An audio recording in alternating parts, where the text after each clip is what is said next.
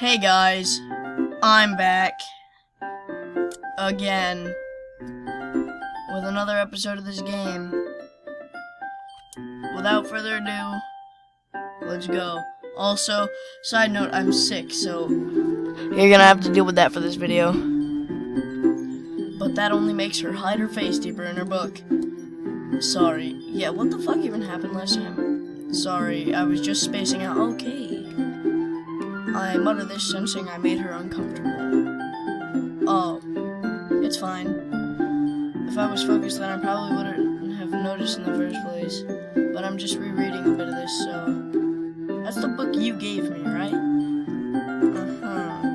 I wanted to reread some of it. Not for any particular reason. Just curious, how come you have two copies of the same book? That's a good question. Well, when I stopped at the bookstore yesterday, that's not what I meant. I mean, I just happened to buy two of them.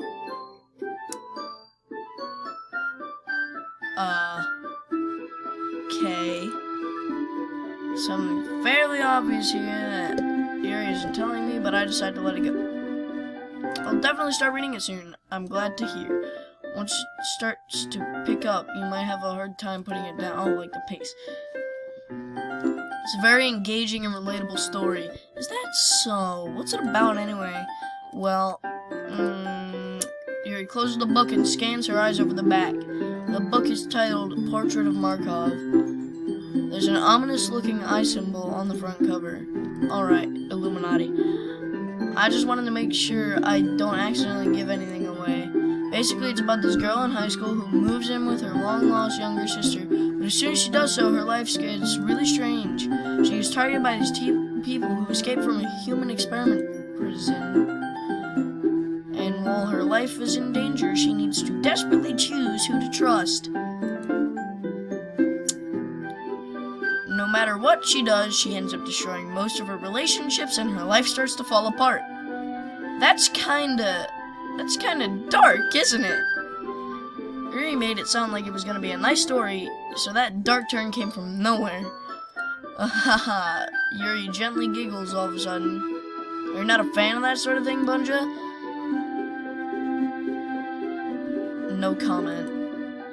I mean, I could definitely enjoy these kinds of stories, so don't worry.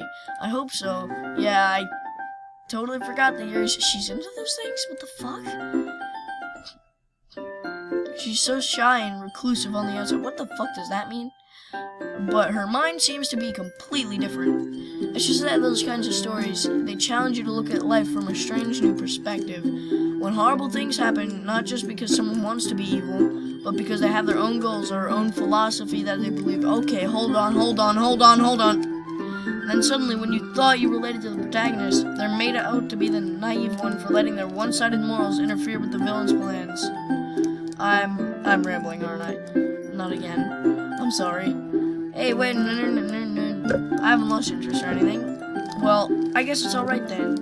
But I feel like I should let you know that I have this problem when I let things like books and writing fill my thoughts. I kind of forget to pay attention to other people, so I'm sorry if I end up saying something strange. And please stop me if I start talking too much. I really don't think you need to worry. That just means you're passionate about reading.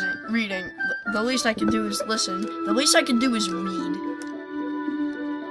And me and my preschool reading level. It's a literature club after all. That's true. In fact, I might as well get started reading it, right? You don't have to. What do you mean? It's a book. It's free. Why wouldn't I? Just a moment ago you said you were looking forward to it. Let me just get the book. Okay, I can sit here, right? Yeah. Are you sure about that? You seem a little apprehensive. What the Stop! Big words make Bunja and his little brainlet be mega confusing. I'm sorry. It's not that I don't want you to. It's just something I'm not very used to. That is, reading in company with someone. I see. Well, just tell me if I end up distracting you or anything. Alright, I open the book and start the prologue. I soon understand what Yuri means about reading in company. It's as if I can feel her presence over my shoulder as I read. It's not a particularly bad thing, maybe a little distracting, but the feeling is somewhat comforting. Yuri's in the corner of my eye. I realize that she's not actually looking at her own book. I glance over. Looks like she's reading from my book instead. Sorry. I was just... You really apologize a lot. I don't really mean to. Sorry. God fucking damn it. I mean... Here, this should work, right? Dink. I suppose so. Timidly closes her own copy. Once we lean in a little bit, our shoulders are almost touching. It feels like my left arm is in the way, so instead I use my right hand to hold the book open. I guess that would make it difficult to turn the page. That is correct. Here. Okay, hold, whoa! What the fuck is going on? Yuri takes her left arm and holds the left side of the book between her thumb and forefinger. I do the same thing with my right arm on the right side of the book. That way, I turn a page and Yuri slides it under her thumb after it flips to her side. But holding it like this, we're huddled even closer together than before. It's actually kind of distracting me. I can feel the warmth of Yuri's face, and she's in the corner of my vision. You ready? What the fuck? To turn the page. Ah, shit, I wasn't reading the book. I got a bit distracted. Fuck. You're not as used to reading, right? I don't mind being patient if it takes you a bit longer. It's probably the least I can do, since you've been so patient with me. Yeah. Thank you. We continue reading. Yuri no longer asks me if I'm ready to turn the page. Instead, I just assume that she finishes the page before me, so I turn it by my own volition. We continue the first chapter in silence. Even so, turning each page almost feels like an intimate exchange. I don't know what these words mean. My thumb gently letting go of the page, letting it flutter over to her side as she catches it under her own thumb. Hey, Yuri, this might be a silly thought, but the main character kind of reminds me of you a little bit. You think so? How does she? Well, I guess she's more blunt in a lot of ways, but she also second-guesses all the things that she says and does, like she's afraid she'll do something wrong. It's not like I can see into your head or anything, but they're kind of reminiscent of some of your mannerisms. I see. Yuri remains silent for a moment, but Bunja, that's probably a terrible thing to have in common with her. Oh, that's so embarrassing that you think that. Wait, no. I didn't mean it in a bad way or anything. Sorry, I really didn't know you were self-conscious about that sort of thing. I guess I more meant that it's kind of cute. What are you saying all of a sudden? Okay, I think it's about time we share today's poems with each other. We might not have enough time if we wait too long. Right! I wrote a poem. Yuri exhales, spared from finishing her thought. Is that alright, Yuri? You look kind of down. I'm sorry if you haven't been looking forward to this. It's not. It's fine. Yuri releases her hand from the book, causing it to close on top of my thumb. Alright? I guess I'll do some more reading tonight, or would you prefer I only read it with you? I guess I don't have too much of a preference either way. In that case, I'll read a little more tonight. It'll be more fun to read with you after it picks up a bit, you know? That's good reasoning. In that case, feel free to finish the first 2 chapters in your own time. Okay! I stand up. I make a mental note of where I left off in the book, and then slip it back into my bag. How do you remember that? How do you remember what page you're on a book? By the way, did you remember to write a poem last night? No! Yeah! My relaxation ends. I can't believe I agreed to do something so fucking stupid. I couldn't really find much inspiration since I've never really done this before. I clicked words. Well, now that everyone's ready, why don't you find someone to share with? I can't wait! Sayori and Monica enthusiastically pull out their poems. Sayori's is on a wrinkled sheet of loose leaf from a spiral notebook. On the other hand, Monica wrote hers in a composition notebook. I can already see Monica's pristine handwriting from where I sit. Natsuki and Yuri reluctantly comply as well, reaching into their bags. I do the same myself. Oh, I have a choice! A, B, C, D, E, F, G. I don't fucking know which one, E. Yuri seems the most experienced, so I should start with her. That's good reasoning. I can trust her opinion, to be fair. Yeah, Natsuki's a bitch. Sayori's, like, fucking brain dead. And Monica is just, well... Monica's Monica. So, as Yuri reads the poem, I notice her eyes lightening. Exceptional. Excuse me? What was that? Did I say that out loud? She covers her mouth, but then her whole face. He's gonna hate me. You really didn't do anything wrong, Yuri. I guess you're right. What am I getting so nervous for? Nervous laughter. So, what kind of writing experience do you have?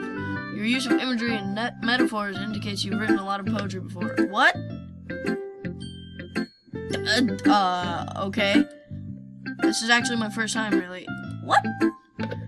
Yuri stares at me blankly, then looks at my poem again. Well, I know that. I just meant, Yuri trails off, unable to find an excuse. She traces her finger along the words in the poem, as if breaking it down more thoroughly. Yeah, okay. This is the reason I was able to tell. Which is that there are specific writing habits that are usually typical of new writers. And having been through that myself, I kind of learned to pick up on them. I think the most noticeable thing I recognize in new writers is that they try to make their style very deliberate. In other words, they tend to pick a writing style separate from the topic matter, and they form-fit the two together. The end result, oh my god. Shut up! Please!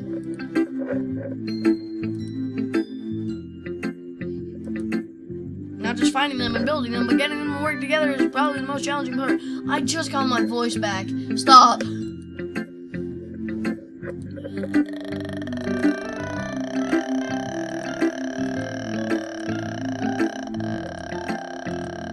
It's fine. It's not okay. Do you mind if I read your poem now? Please do. I'd love to share my thought process behind it. Yuri smiles dreamily, as if that's a rare opportunity for her, which itself is kind of funny. After all, isn't this supposed to be a literature club? I can't fucking read that. What? Alright, let's see. Ghost under the light. The tendrils of my hair illuminate beneath the amber glow, bathing. It must be this one, the last remaining streetlight to have withstood the test of time, the last yet to be replaced by the sickening blue-green hue of the future. I bathe, calm, breathing air of the present but living in the past. The light flickers, I flicker back. I'm sorry I have such terrible handwriting. What? No. I just can't read script. My 3rd grade teacher was garbage. I wasn't thinking that at all. But it took you a long time to read. Well, I just don't read script. Yes! Aced it! I actually think your handwriting is pretty. Yeah, it's actually nice. I just can't read script because, yeah, fuck you! Fuck you, 3rd grade teacher! Also, I like the poem. Even though it's short, it was really descriptive. It wasn't too short. I usually write longer poems. Not at all! I'm really glad you liked it. I'll be honest. Since it's our first time sharing, I wanted to write something a little more... a little more mild. Something easy to digest, I suppose. Are you into ghosts? Haha. Actually, the story isn't about a ghost at all, Bunja. Fuck! Really? I must have totally missed the point. Well, I suppose you did only glance over it after all, but remember that poets often express their own thoughts, feelings, and experiences in their work! Ah! They usually do more than tell a simple story or paint a picture. In this case, perhaps the subject of the poem is only being symbolically compared to a ghost, lingering in her last remaining place of comfort, unable to let go of the past, she would be left with nothing! That's very fucking depressing. I hadn't even thought of it. That's impressive. It's nothing, really. Yours was impressive, too, so nah. If anything, I could probably learn a thing or two from you. You think so? Yeah, of course. Ah! You know, I was really nervous about doing all this, but in the end, I enjoyed it. I'm gonna keep doing my best for you, Bunja. Okay. Me too, I guess. And Well, would you look at the time? Gotta go, everyone. Bye!